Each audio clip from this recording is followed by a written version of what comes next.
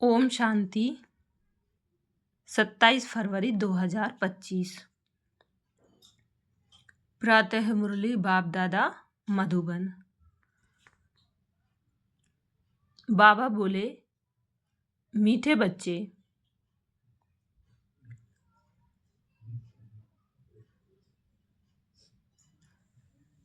सत का संग ज्ञान मार्ग में ही होता है। अभी तुम सत बाप के संग में बैठे हो। बाप की याद में रहना माना सत्संग करना। प्रश्न है, सत्संग की आवश्यकता तुम बच्चों को अभी ही है। क्यों? उत्तर, क्योंकि तमो प्रधान आत्मा एक सत बाप, सत शिक्षक और सतगुरु के संग से ही सतो प्रधान अर्थात काले से गोरी बन सकती है। बिना सत्संग के निर्बल आत्मा बलवान नहीं बन सकती। बाप के संग से आत्मा में पवित्रता का बल आ जाता है। 21 जन्म के लिए उसका बेड़ा पार हो जाता है। ओम शांति। बच्चे सत्संग में बैठे हो। इस सत के संग में कल्प कल्प संगम पर ही बच्चे बैठते हैं। दुनिया तो यह नहीं जानती कि सत का संग किसको कहा जाता है। सत्संग नाम यह अविनाशी चला आता है। भक्ति मार्ग में भी कहते हैं हम फलाने सत्संग में जाते हैं। अब वास्तव में भक्ति मार्ग में कोई सत्संग में जाते नहीं। सत्संग होता ही ज्ञान मार्ग में है। अब तुम सत के संग में बैठे हो। आत्माएं सत बाप के संग में बैठी हैं और कोई जगह आत्माएं परम पिता परमात्मा के संग में नहीं बैठती। बाप को जानते नहीं, भल कहते हैं हम सत्संग में जाते हैं, परंतु वह देह अभिमान में आ जाते हैं। तुम देह अभिमान में नहीं आएंगे। तुम समझते हो हम आत्मा हैं, सत बाबा के संग में बैठे हैं और कोई भी मनुष्य सत के संग में बैठ नहीं सकता। सत का संग यह नाम भी अभी ही है। सत का संग, इसका यथार्थ रीति अर्थ बाप बैठ समझाते हैं। तुम आत्माएं अब परमात्मा बाप जो सत्य है उनके साथ बैठी हो। वह सत बाप, सत टीचर, सतगुरु है, तो गोया तुम सत्संग में बैठे हो। फिर भले यहाँ व घर में बैठे हो, परंतु अपने को आत्मा समझ याद बाप को करते हो। हम आत्मा अब सत्य बाप को याद कर रहे हैं, अर्थात सत्य के संग में हैं। बाप मधुबन में बैठे हैं। बाप को याद करने की युक्तियाँ भी अनेक प्रकार की मिलती हैं। याद से ही विकर्म विनाश होंगे, यह भी बच्चे जानते हैं। हम 16 कला संपूर्ण बनते हैं, फिर उतरते उतरते कला कम होती जाती है। भक्ति भी पहले अव्यभिचारी है, फिर गिरते गिरते व्यभिचारी भक्ति होने से तमो प्रधान बन जाते हैं। फिर उनको सत का संग जरूर चाहिए, नहीं तो पवित्र कैसे बने। तो अब तुम आत्माओं को सत बाप का संग मिला है। आत्मा जानती है हमको बाबा को याद करना है, उनका ही संग है, याद को भी संग कहेंगे। यह है सत का संग। यह ध्येय होते हुए भी तुम आत्मा मुझे याद करो, यह है सत का संग। जैसे कहते हैं ना, इनको बड़े आदमी का संग लगा हुआ है, इसलिए ध्येय अभिमानी बन पड़ा है। अभी तुम्हारा संग हुआ है सत बाप के साथ, जिससे तुम तमो प्रधान से सतो प्रधान बन जाते हो। बाप कहते हैं मैं एक ही बार आता हूँ। अभी आत्मा का परमात्मा से संग होने से तुम 21 जन्म के लिए पार हो जाते हो। फिर तुमको संग लगता है देह का, यह भी ड्रामा बना हुआ है। बाप कहते हैं मेरे साथ तुम बच्चों का संग होने से तुम सतो प्रधान बन जाते हो, जिसको गोल्डन एजड कहा जाता है। साधु संत आदि तो समझते हैं आत्मा निर्लेप है, सभी परमात्मा ही परमात्मा है। तो इसका मतलब परमात्मा में खाद पड़ी है। परमात्मा में तो खाद पड़ नहीं सकती। बाप कहते हैं, क्या मुझ परमात्मा में खाद पड़ती है? नहीं, मैं तो सदैव परम धाम में रहता हूँ, क्योंकि मुझे तो जन्म मरण में आना नहीं है। यह तुम बच्चे जानते हो। तुम्हारे में भी कोई का संग जास्ती है, कोई का कम है। कोई तो अच्छी रीति पुरुषार्थ कर योग में रहते हैं, जिनका समय आत्मा बाप जितना समय आत्मा बाप का संग करेगी उतना फायदा है। विकर्म विनाश होंगे। बाप कहते हैं, हे आत्माएं, मुझ बाप को याद करो, मेरा संग करो।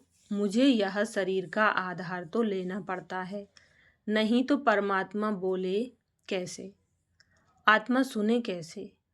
अभी तुम बच्चों का संग है सत के साथ। सत बाप को निरंतर याद करना है, आत्मा को सत का संग करना है। आत्मा भी वंडरफुल है, परमात्मा भी वंडरफुल है, दुनिया भी वंडरफुल है। यह दुनिया कैसे चक्र लगाती है, वंडर है। तुम सारे ड्रामा में ऑलराउंड पार्ट बजाते हो। तुम्हारी आत्मा में यह 84 जन्मों का पार्ट नूंदा हुआ है, वंडर है। सतयुगी आत्माएं हैं और आजकल की आत्माएं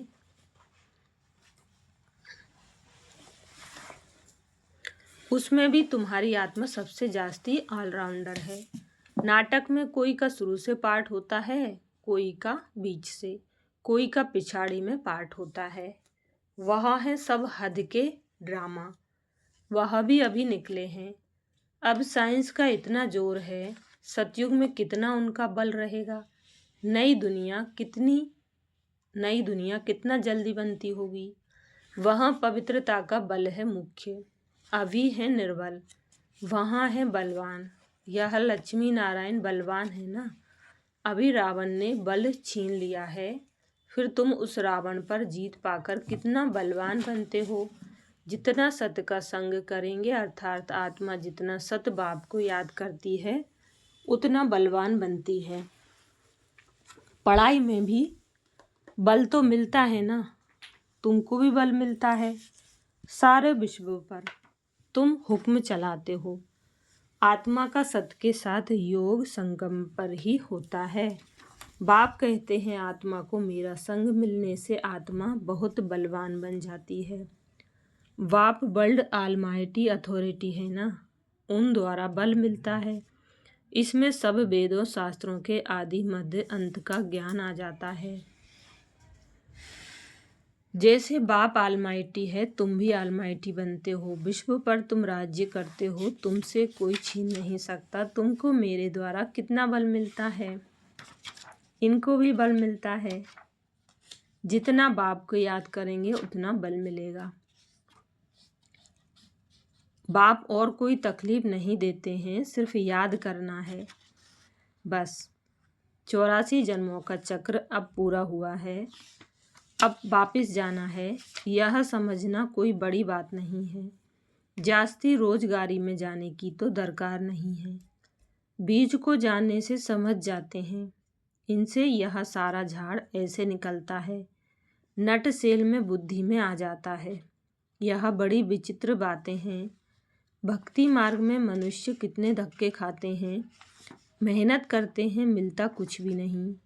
फिर भी बाप आकर तुमको विश्व का मालिक बनाते हैं। हम योग बल से विश्व का मालिक बनते हैं। यही पुरुषार्थ करना है। भारत का योग मशहूर है। योग से तुम्हारी आयु कितनी बड़ी हो जाती है। सत के संग से कितना फायदा होता है। आयु भी बड़ी और काया भी निरोगी बन जाती है। यह सब बातें तुम बच्चों की बुद्धि में ही बिठाई जाती हैं, और कोई का भी सत के साथ संग नहीं है सिवाय तुम ब्राह्मणों के। तुम प्रजापिता ब्रह्मा की संतान हो, दादे पोत्रे हो, तो इतनी खुशी होनी चाहिए ना कि हम दादे के पुत्र हैं। वर्षा भी दादे से मिलता है। यही याद की यात्रा है। बुद्धि में यही सिमरन रहना चाहिए। उन सत्संगों में तो एक जगह जाकर बैठते हैं। यहाँ वह बात नहीं। ऐसे नहीं कि एक जगह बैठने से ही सत का संग होगा, नहीं। उठते बैठते चलते फिरते हम सत के संग में हैं। अगर उनको याद करते हैं तो, याद नहीं करते हैं तो ध्येय अभिमान में है। देह तो असत्य चीज है ना, देह को सत नहीं कहेंगे। शरीर तो जड़ है, 5 तत्वों का बना हुआ है। उनमें आत्मा नहीं होती तो चुरपुर ना हो। मनुष्य के शरीर की तो वैल्यू है नहीं और सबके शरीर की वैल्यू है। सौभाग्य तो आत्मा को मिलना है। मैं फलाना हूँ, आत्मा कहती है ना। बाप कहते हैं आत्मा कैसी हो गई है, अंडे कच्छ मच्छ सब खा जाती है। हर एक भस्मासुर है, अपने को आपे ही भस्म करते हैं। कैसे? काम चिता पर बैठ हर एक अपने को भस्म कर रहे हैं तो भस्मासुर ठहरे ना। अभी तुम ज्ञान चिता पर बैठ देवता बनते हो। सारी दुनिया काम चिता पर बैठ भस्म हो गई है, तमो प्रधान काली हो गई है। बाप आते हैं बच्चों को काले से गोरा बनाने, तो बाप बच्चों को समझाते हैं देह अभिमान छोड़, अपने को आत्मा समझो। बच्चे स्कूल में पढ़ते हैं, फिर पढ़ाई तो घर में रहते भी बुद्धि में रहती है ना। यह भी तुम्हारी बुद्धि में रहनी चाहिए। यह है तुम्हारी स्टूडेंट लाइफ। एम ऑब्जेक्ट सामने खड़ी है। उठते बैठते चलते बुद्धि में यह नॉलेज रहनी चाहिए। यहाँ बच्चे आते हैं, रिफ्रेश होते हैं, युक्तियाँ समझाई जाती हैं कि ऐसे ऐसे समझाओ। दुनिया में ढेर के ढेर सत्संग होते हैं, कितने मनुष्य आकर इकट्ठे होते हैं। वास्तव में वह सत्य का संग तो है नहीं। सत्य का संग तो अभी तुम बच्चों को ही मिलता है। बाप ही आकर सत्युग स्थापन करते हैं। तुम मालिक बन जाते हो। ध्येय अभिमान अथवा झूठे अभिमान से तुम गिर पड़ते हो और सत्य के संग से तुम चढ़ जाते हो। आधा कल्प तुम प्रारब्ध भोगते हो। ऐसे नहीं कि वहाँ भी तुमको सत्य का संग है, नहीं। सत्य का संग और झूठ का संग तब कहते हैं जब दोनों हाजिर हैं। सत्य बाप जब आते हैं वही आकर सब बातें समझाते हैं। जब तक वह सत्य बाप नहीं आए तब तक कोई जानते भी नहीं है। अब बाप तुम बच्चों को कहते हैं, हे आत्माएं, मेरे साथ संग रखो। देह का जो संग मिला है उनसे उपराम हो जाओ। देह का संग भल सतयुग में भी होगा, परंतु वहाँ तुम हो ही पावन। अभी तुम सत्य के संग से पतित से पावन बनते हो, फिर शरीर भी सतो प्रधान मिलेगा, आत्मा भी सतो प्रधान रहेगी। अभी तो दुनिया भी तमो प्रधान है। दुनिया नई और पुरानी होती है। नई दुनिया में बरोबर आदि सनातन देवी देवता धर्म था। आज उस धर्म को गुम कर आदि सनातन हिंदू धर्म कह देते हैं, मूंझ पड़े हैं। अभी तुम भारतवासी समझते हो कि हम प्राचीन देवी देवता धर्म के थे, सतयुग के मालिक थे, परंतु वह नशा कहाँ। कल्प की आयु ही लंबी लिख दी है, सब बातें भूल गए हैं। इनका नाम ही है भूल भुलैया का खेल। अभी सत्य बाप द्वारा तुम सारी नॉलेज जानने से ऊंच पद पाते हो, फिर आधा कल्प बाद नीचे गिरते हो, क्योंकि रावण राज्य शुरू होता है। दुनिया पुरानी तो होगी ना। तुम समझते हो हम नई दुनिया के मालिक थे, अभी पुरानी दुनिया में हैं। कोई कोई को यह भी याद नहीं पड़ता है। बाबा हमको स्वर्गवासी बनाते हैं। आधा कल्प हम स्वर्गवासी रहेंगे, फिर आधा कल्प बाद नीचे गिरते हो, क्योंकि रावण राज्य शुरू होता है। दुनिया पुरानी तो होगी ना। तुम समझते हो बाबा हमको स्वर्गवासी बनाते हैं। आधा कल्प हम स्वर्गवासी रहेंगे, फिर नरकवासी बनेंगे। तुम भी मास्टर ऑलमाइटी बने हो, नंबरवार पुरुषार्थ अनुसार। यह है ज्ञान अमृत का डोज। शिव बाबा को ऑर्गन्स मिले हैं पुराने, नया ऑर्गन्स तो मिलता नहीं। पुराना बाजा मिलता है। बाप आते भी वानप्रस्थ में ही हैं। बच्चों को खुशी होती है तो बाप भी खुश होते हैं। बाप कहते हैं हम जाते हैं बच्चों को नॉलेज दे रावण से छुड़ाने। पार तो खुशी से बजाया जाता है ना। बाप खुशी से पार्ट बजाते हैं। बाप को कल्प कल्प आना पड़ता है। यह पार्ट कभी बंद नहीं होता है। बच्चों को बहुत खुशी रहनी चाहिए। जितना सत्य का संग करेंगे उतना खुशी होगी। याद कम करते हैं इसलिए इतनी खुशी नहीं रहती है। बाप बच्चों को मिल्कियत देते हैं। जो बच्चे सच्ची दिल वाले हैं उन पर बाप का बहुत प्यार रहता है। सच्ची दिल पर साहिब राजी रहते हैं। अंदर बाहर जो सच्चे रहते हैं बाप के मददगार बनते हैं। सर्विस पर तत्पर रहते हैं वही बाप को प्रिय लगते हैं। अपने दिल से पूछना है हम सच्ची सच्ची सर्विस करते हैं, सच्चे बाबा के साथ संग रखते हैं। अगर सत्य बाबा के साथ संग नहीं रखेंगे तो क्या गति होगी। बहुतों को रास्ता बताते रहेंगे तो ऊंच पद भी पाएंगे। सत्य बाप से हमने क्या बरसा पाया है अपने अंदर देखना है। यह तो जानते हैं नंबरवार हैं। कोई कितना बरसा पाते हैं कोई कितना पाते हैं। रात दिन का फर्क रहता है। अच्छा, मीठे मीठे सिकील दे बच्चों प्रति माता पिता बाप दादा का याद प्यार और गुड मॉर्निंग। रूहानी बाप की रूहानी बच्चों को नमस्ते। हम रूहानी बच्चों की रूहानी माता पिता बाप दादा को याद प्यार गुड मॉर्निंग और नमस्ते। धारणा के लिए मुख्य सार पहली पॉइंट। तुम्हें जो इस देह का संग मिला है इस संग से उपराम रहना है। सत्य के संग से पावन बनना है।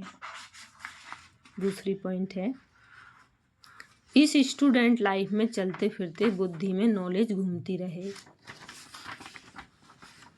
एम ऑब्जेक्ट को सामने रख पुरुषार्थ करना है।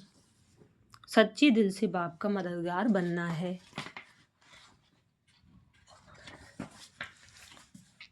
वरदान दिया बाबा ने अव्यभिचारी और निर्विघ्न स्थिति द्वारा फर्स्ट जन्म की प्रारब्ध प्राप्त करने वाले समीप और समान भाव। डिटेल है जो बच्चे यहाँ बाप के गुण और संस्कारों के समीप हैं सर्व संबंधों से बाप के साथ का व समानता का अनुभव करते हैं। वही वहाँ रॉयल कुल में फर्स्ट जन्म के संबंध में समीप में आते हैं। दूसरी पॉइंट फर्स्ट में वही आएंगे जो आदि से अब तक अव्यभिचारी और निर्विघ्न रहे। निर्विघ्न का अर्थ यह नहीं कि विघ्न आए ही नहीं, लेकिन विघ्न विनाशक व विघ्नों के ऊपर सदा विजयी रहे। यह दोनों बातें यदि आदि से अंत तक ठीक हैं तो फर्स्ट जन्म में साथी बनेंगे। स्लोगन है साइलेंस की पावर से नेगेटिव को पॉजिटिव में परिवर्तन करो। अव्यक्त इशारा है एकांत प्रिय बनो और एकाग्रता को अपनाओ।